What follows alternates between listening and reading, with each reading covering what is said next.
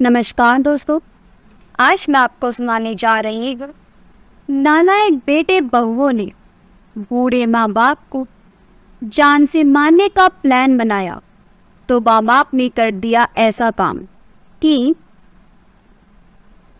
रामेश्वर जी का आज सेब खाने का बड़ा मन कर रहा था, लेकिन उनके पास इतने पैसे नहीं थे कि वो सेब खरीद सके, क्योंकि जब से उनके बेटे ने उनसे का छुड़वाया था उन्हें पैसों की तंगी रहने लगी थी।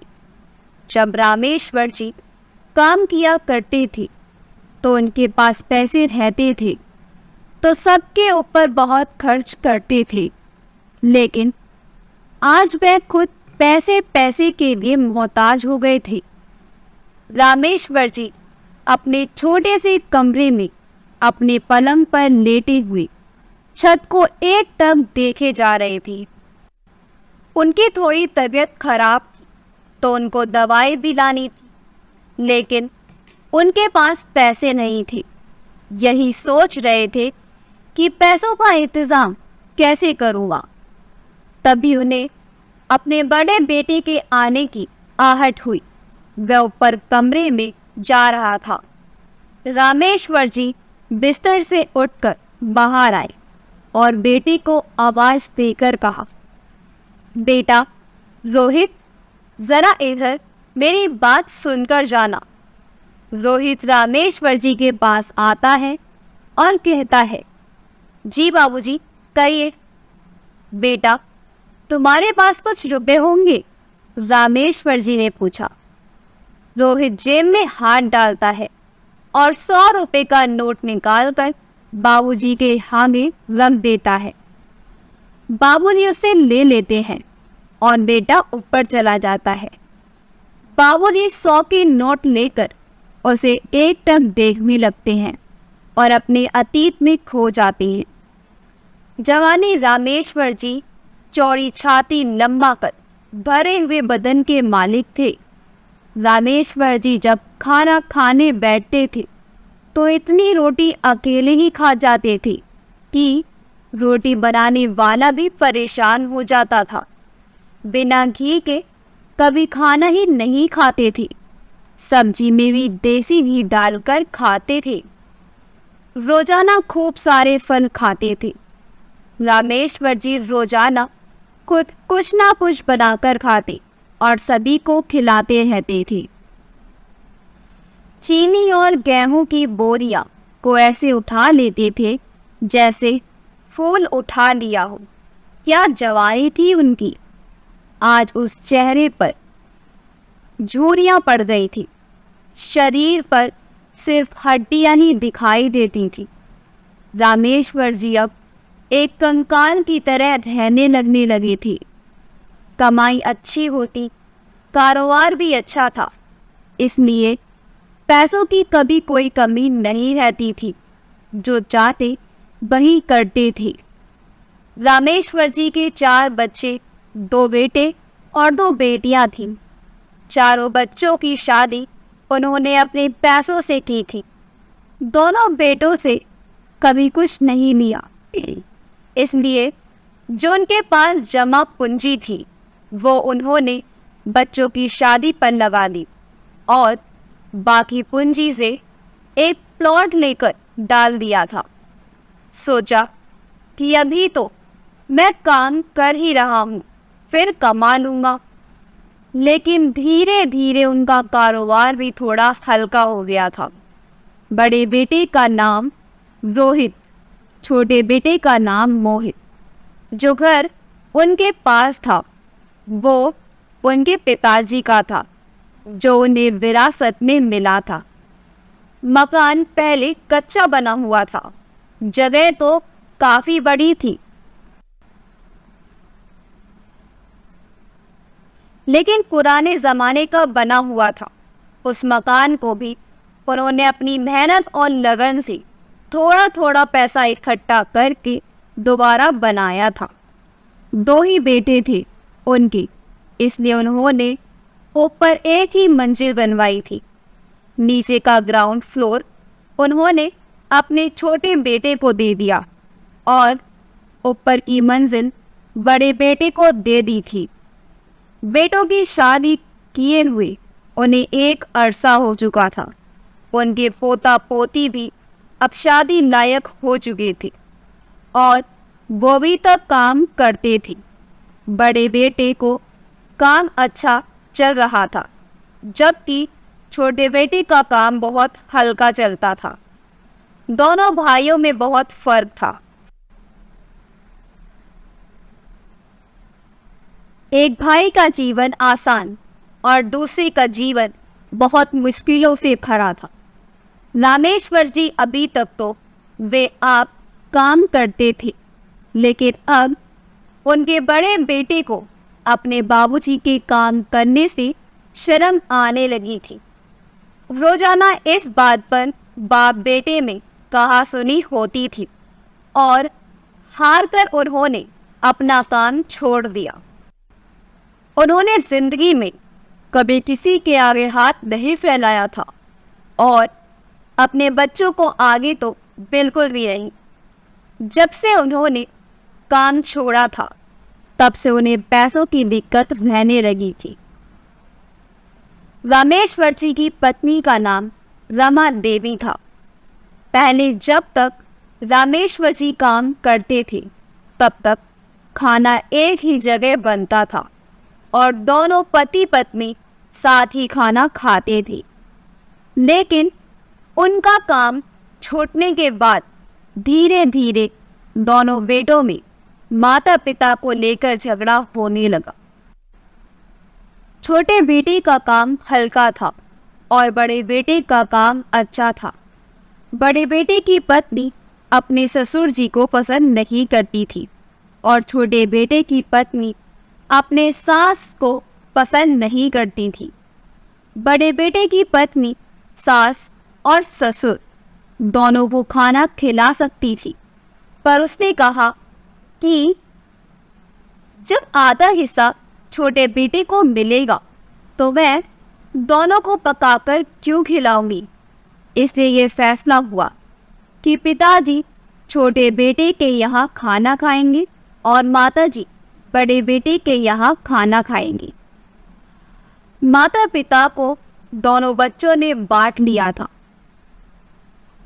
रामेश्वर जी छोटे बेटे के यहाँ खाना खाते थे और माताजी बड़े बेटे के यहाँ खाना खाती थी।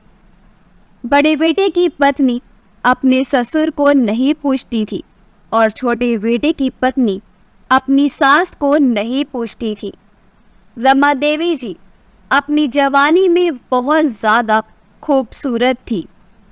गोरा रंग, काले बाल, बड़ी आंखें, जो एक बार देख ले तो बार बार देखने का दिल चाहता था। और आज वही चेहरा झुर्रियों से भर गया था।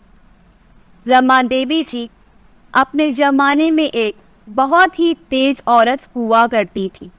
अपने आगे किसी को बोलने नहीं दिया करती थी, लेकिन वक्त ने धीरे धीरे उनको बहुत शांत बना दिया था। सब कुछ जब से बहुओं के हाथ में चला गया था, तब से उन्होंने चुप्पी साध ली थी। चुपचाप बैठी हुई सब कुछ देखती रहती थी। उन्होंने घर में दखलंदाजी करना बिल्कुल बंद कर दिया था। दोनों बहुएं उनको बिना बताए ही सारा काम करती थी।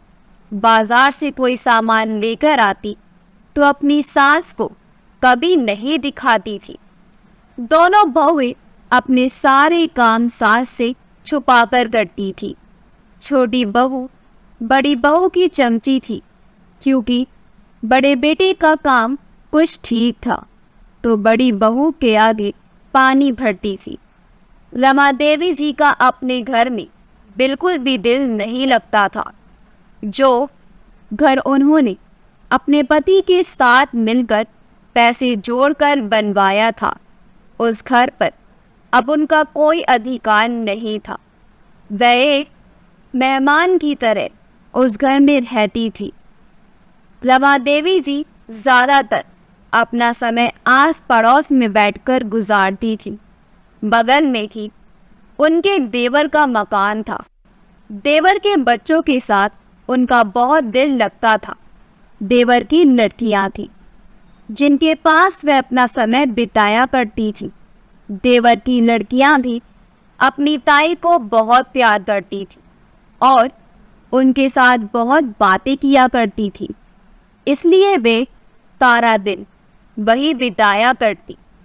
रमा देवी जी की बहू को उनका देवर के यहाँ जाना भी पसंद नहीं था, क्योंकि उनकी बहुत सोचती थी कि हमारी सास हमारे घर की बातें अपने देवर के यहाँ बताकर आती हैं, इसलिए वे उन्हें वहाँ जाने से मना करती है। जब रमा देवी से कोई कहता कि आप अपनी बहुओं को कुछ क्यों नहीं कहती, तो रमा देवी जी कहती कि अपनी इज्जत अपने हाथ होती है। मैं अगर एक कहूँगी तो वो मुझे 10 सुनाएंगी, इसलिए मैं चुप रहती हूँ, कुछ नहीं कहती। और मुझे करना क्या है, 2 रोटी खानी है और अपनी ज़िंदगी काटनी है। जिंदगी के दिन बचे ही कितने हैं। उनके बैंक में कुछ पैसे थे जो रमा देवी जी और रामेश्वर जी ने अपनी मेहनत की कमाई से इकट्ठा किए थे। उनका ज्वाइंट अकाउंट था। उनके बच्चों को लगने लगा था कि माता पिता अब दोनों ही भगवान के पास जाने वाले हैं, इसलिए उन पैसों के लिए भी घर में झगड़ा होने लगा कि अब इन पैसों का भी बंटवारा कर दिया जाए। रोज रोज की कहासुनी से तंग आकर दोनों पति पत्नी ने उन पैसों का भी बंटवारा कर दिया। पैसों को उन्होंने चारों बच्चों में बराबर बांट दिया था, इसलिए रामेश्वर जी को पैसों की तंगी होने लगी थी। 100 का नोट बहुत गौर से देख रहे रामेश्वर जी यही सोच रहे थे कि वह इन पैसों से दवा लाऊं या सेब खाऊं, क्योंकि उनकी तबीयत भी थोड़ी खराब थी और उन्हें दवाएं भी लानी थी। तभी उनकी छोटी बहू ने उनके हाथ में से 100 का नोट देखा तो कहने लगी, फिर से पैसे मांग लिए आपने? आपको पैसे का करना ही क्या है?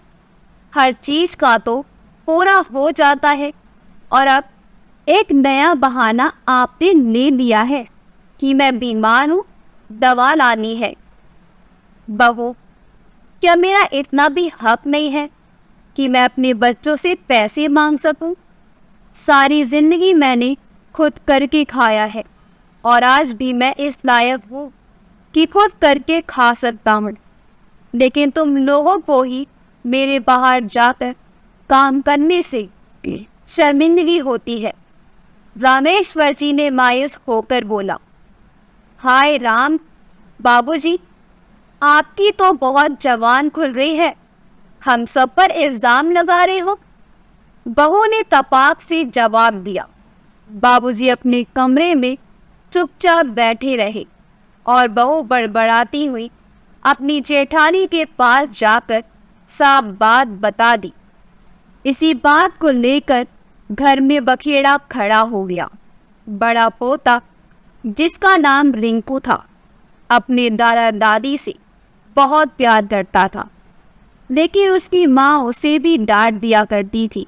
यह रामेश्वर जी को खांसी हो गई तो बहुओं ने उनके बर्तन तक अलग कर दिए। अपने बच्चों को उनके पास भी जाने नहीं देती थी। एक दिन रमा देवी जी की तबीयत अचानक खराब हो गई तो चारों बेटे बहू ने उनके भाई बहन के घर छोड़ने की तैयारी में थी। रमा देवी जी को लकवा मार गया था।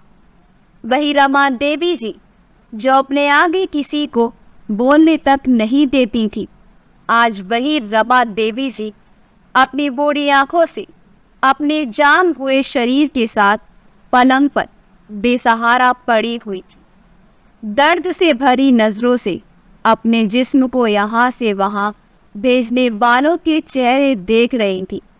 लकवा मार जाने की वजह से उनकी आवाज भी नहीं निकल पा रही थी। दिल जोर जोर से धड़क रहा था तड़प रहा था कि मुझे मेरे घर ही रहने दो, मुझे यही बनना है, यही तो मेरा जीवन का बसेरा है, यही तो मैं दुल्हन बनकर आई थी, यही तो मेरे हमसफ़र हैं, यही तो मेरे बच्चे हैं, मैं नहीं जाना चाहती। हे भगवान, मुझे बाहर जाने से पहले यहीं से अपने पास बुला ले। रामेश्वर जी अपनी पत्नी को दर्द भरी नज़रों से देख रहे थे और अपनी पत्नी के दिल की धड़कन को महसूस कर रहे थे। आंखों में आंसुओं की धारा बह रही थी। तभी रमा देवी ने बहुत हिम्मत करके रामेश्वर जी का एक हाथ पकड़ लिया। मेरे बच्चों, इसे मत लेकर जाओ, अपने भाई के घर जाते जाते ये मर जाएगी, ऐसा जुल्म मत करो। रामेश्वर जी ने विनती करते हुए कहा। हाँ मम्मी डैडी, दादी को मत लेकर जाओ, हम सब मिलकर उनकी देखभाल कर लेंगे, रिंकू ने रोते हुए कहा। किंतु रिंकू की मां ने डांट कर कहा, तो चुप कर और तू इनसे दूर रह, मना किया था ना, बाबूजी को दमा हो रहा है, तू पास मत फटकना, ज्यादा ढीठ हो गया है, तुझे तेरे मामा के हाथ छुड़वाना पड़ेगा। रिंकू चुपचाप वहां से चला गया। भाभी जल्दी करो, उन्हें भेजने में फिर रात होने वाली है, नहीं तो आज फिर रात में हमें परेशान होना पड़ेगा। छोटी बहू ने बड़ी बहू के कान में धीरे से कहा। अजी आगे गाड़ी का इंतजाम हो गया हो तो जल्दी करो ना, रात होने वाली है। बड़ी बहू ने अपने पति को आवाज देकर कहा, जो गाड़ी का इंतजाम करने के लिए फोन पर बात कर रहा था। उन दोनों बूढ़े लोगों की किसी ने एक ना सुनी। घर में बांट दिया था तो कोई बात नहीं थी, तो एक ही घर में, लेकिन आज दोनों बूढ़े लोगों को अलग अलग करने का इंतजाम हो चुका था। दोनों बेटे अपनी पत्नियों के गुलाम थे, जैसे उन्होंने कहा वैसे ही करना है। घर से बड़ी बहू का राज चलता था, जो बड़े चाहती थी वही होता था। रमा देवी जी को उनके भाई के घर भेज दिया गया, जहां उनकी और ज़्यादा तबीयत खराब हो गई। लोग लाश के भय से मजबूरन उन्हें अपने ही घर लाना पड़ा। रमा देवी जी के प्राण जैसे अटके ही थे। अपने घर आते ही अपने पति को देखते देखते सवाल भरी नज़रों से उन्होंने अपने प्राण त्याग दिए। रामेश्वर जी को अपनी पत्नी की मौत से बहुत गहरा सदमा पहुंचा। हर पल उन्हीं को याद करते रहते थे। उन्हें अब पूछने वाला कोई भी नहीं था। खाना आदि जानवरों की तरह कमरे में सरका दिया जाता था। बेटियां कभी कभार आकर रामेश्वर जी की देखभाल कर जाती थी और दोनों बहुओं में बातें होती थी। चलो एक गले का काटा तो खत्म हुआ। सासू माँ के मरने से भाभी तुम्हारी जान तो छूट गई है, लेकिन जब तक बाबूजी जिंदा रहेंगे तब तक मेरी जान तो मुश्किल में है, और पता नहीं कब तक मेरी जान मुश्किल में रहेगी। छोटी बहू ने रोना सा चेहरा बनाकर कहा। अरे ज्यादा दिन का खेल नहीं इनका, तुम भी देख लेना, जल्दी ही निकल लेंगे। बड़ी बहू ने तसल्ली देते हुए कहा। रामेश्वर जी अपने बच्चों के इस बर्ताव से और ज़्यादा बीमार रहने लगे। जीवन संगिनी के जाते ही उनका जीवन उजड़ गया। सारे अरमान तहस नहस हो गए। एक वही जिंदगी के जीने की राह थी, अब वो भी मुझे इस नर्क भरे जीवन में अकेले छोड़कर चली गई। अब बेटे बहू जैसे उनके मरने के इंतज़ार में रात दिन दुआएं मांग रहे हो। एक दिन रात में रामेश्वर जी का चाय का बड़ा मन करने लगा। बहू तो बनाकर नहीं देगी, चलो रहने देता हूँ, नहीं तलब हो रही है, क्या करूँ, बाहर देखता हूँ। सो गए होंगे। रामेश्वर जी चाय बनाने लगे तो उनके हाथ एक चीनी का डब्बा नीचे जा गिरा। सारी चीनी जमीन पर बिखर गई। आवाज सुनकर बहू की आंखें खुली और अपने पति से बोली, अजी उठो, रसोई में बिल्ली है, बिल्ली। किचन से आवाजें आ रही हैं। पति को उठाते हुए बोली, अरे बाबा क्या है, रात में भी सोने नहीं देती। छोटे बेटे ने औंकते हुए कहा। दोनों बेटा बहू किचन में गए तो देखा बाबूजी चाय बना रहे हैं। अरे बाप रे, बाबूजी आप इस टाइम किचन में चाय बना रहे हैं? आपके जवान घाट में भी चटकारे मांगती है। बताओ जी, हद हो गई। छोटी बहू ने चिल्लाकर कहा।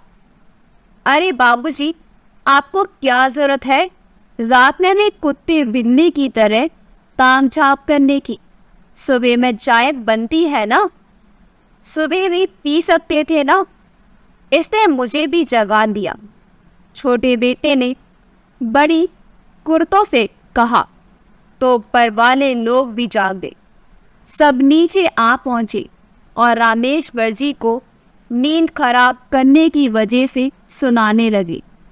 जो इंसान अपनी जवानी में इतना खाता था और सबको बनाकर इतना खिलाता था, आज एक कप चाय के लिए तरस रहा था।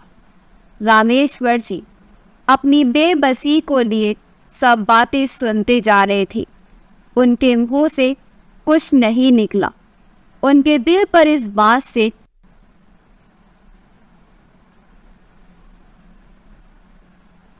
उनके दिल पर काफी सदमा पहुंचा। कुछ समय ऐसे ही सदमे में बिता लेने के बाद एक रात ऐसी आई जब रामेश्वर जी की तबीयत बहुत ज्यादा खराब हो गई। दिल पर गहरा सदमा लिए जिए जा रहे थे। उस रात उनके दिल में भी जवाब दे दिया। रामेश्वर जी अपने बेटे बहू पोतों पोतियों को सवाल भरी नजरों से देखती रही।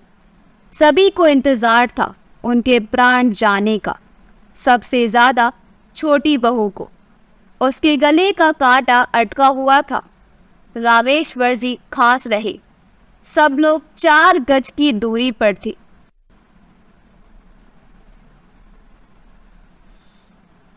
रिंकू उनके पास जाना चाहता था लेकिन रोक दिया जाता। रामेश्वर जी ने रमा देवी जी को याद करते रहे।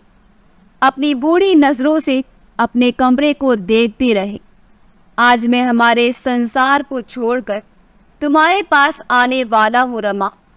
हमने यहाँ जीवन का हर एक पल साथ जिया। सुख दुख में हम एक दूसरे का सहारा बने। औलाद के होते हुए भी दोनों ने अपना जीवन को तन्हा जिया। औलाद ने हमें बांट दिया, जीते जी हमें जुदा किया। हमारा बस इतना कसूर था कि हम अपनी औलाद को दुनिया में लाए, इनको अच्छी परवरिश दी। लेकिन अफसोस कि हम इनके भागीदार ना बन सके। आज मैं भी इस दिखावे के संसार को त्याग दूंगा। झूठी आन बान शान की दुनिया को अलविदा कह दूंगा और तुम्हारे पास आ जाऊंगा रमा। सोचते सोचते आंखें बंद हो रही थी। जवान मुड़ने लगी और रामेश्वर जी इस नर्क भरे जीवन को छोड़कर अपनी जीवन संगनी के पास चले गए। लेकिन जाते हुए भी कई सवाल छोड़ गए। आखिर क्यों जब एक माँ बाप अपनी औलाद को अकेली मिलकर पाल लेते हैं, एक माँ बाप को उनकी औलाद क्यों नहीं पाल सकती है? जब एक माँ बाप अपने बच्चों के 1000 बार कुछ पूछने जाने वाले सवाल भी नहीं घबराते हैं, तो बच्चे बूढ़े माँ बाप के 2-4 सवाल करने पर ही उन पर क्यों चिल्लाते हैं? जब एक माँ बाप अपने बच्चों की उंगली पकड़कर एक कदम रखना सिखाते हैं, तुम बच्चे बुढ़ापे में अपने माँ बाप का सहारा क्यों नहीं बनते हैं? जब बच्चे की खांसी होने पर माँ बाप सारी रात जागते हैं, तो बच्चे माँ बाप को खांसी होने पर उन्हें सब दमा बताकर दूर क्यों भागते हैं? जब बच्चे को किसी चीज़ की फरमाइश होने पर माँ बाप उनकी हर फरमाइश पूरी करते हैं, तो माँ बाप की फरमाइश पूरे बुढ़ापे का पाठ क्यों पढ़ा दिया जाता है? ये सवाल उन हजारों लाखों करोड़ों बच्चों से है जिनके माँ बाप दिल पर बोझ लिए भगवान को प्यारे हो जाते हैं, लेकिन वो लोग भी आगे चलकर माता पिता सास ससुर बनते हैं। अगर वो चाहते हैं कि हमारा बुढ़ापा चैन से गुजरे, तो पहले खुद अच्छी औलादें बने, तब अपने बुढ़ापे के बारे में सोचें। अगर आपको हमारी कहानी अच्छी लगी हो तो हमारी वीडियो को लाइक करें, शेयर करें और हमारे चैनल योगी वॉइस को सब्सक्राइब कर दें। मिलते हैं अगली वीडियो में। आपका बहुत बहुत धन्यवाद।